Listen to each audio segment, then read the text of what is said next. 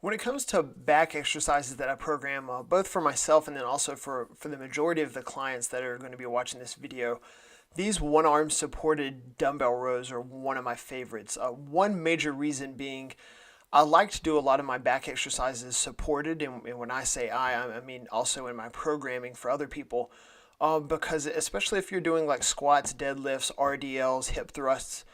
your lower back's already going to be pretty fatigued during the week if we're focusing on those movements, which most of you are going to be, or at least variations of that. So doing a lot of free hanging, free weight,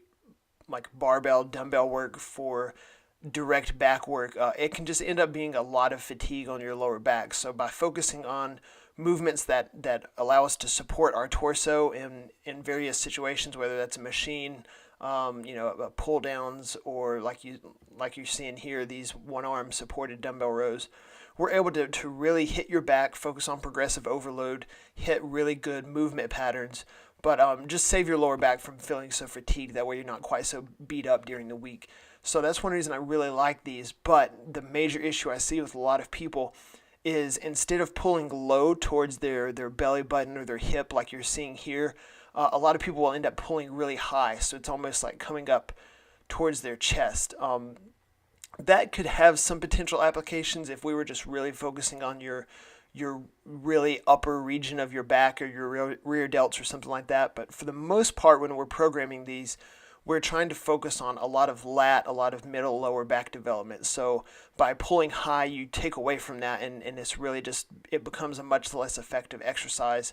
Plus, it's a lot harder to progressively overload by adding more reps or more weight as you develop and progress through whatever program that these are in while we're working together. So one really, really big point I want to make with these is when you're doing them, as you see me doing here, I really want you pulling low and towards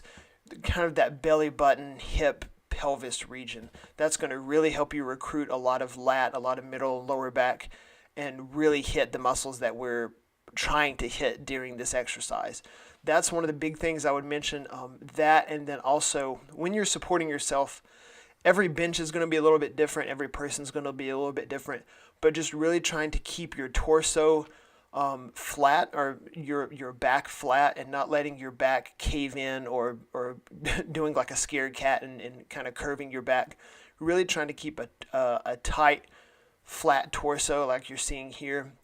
is just going to really help you not only produce more force during the movement and get more back recruitment, but then also just prevent yourself from having some kind of like lower back tweak, which could happen if you're kind of moving around and not really stable. So really getting yourself secure, using that other arm to help your torso stay straight, and then pulling low and really trying to think about squeezing your lats and middle back or middle lower back, and almost thinking of trying to elbow someone behind you more so than pulling the dumbbell can really help you in terms of recruiting more of your back and not making it a bicep or a rear delt exercise. So those are just a couple points that I see people miss often and are going to really go a long way in helping you get the most out of this movement whenever I program it for you.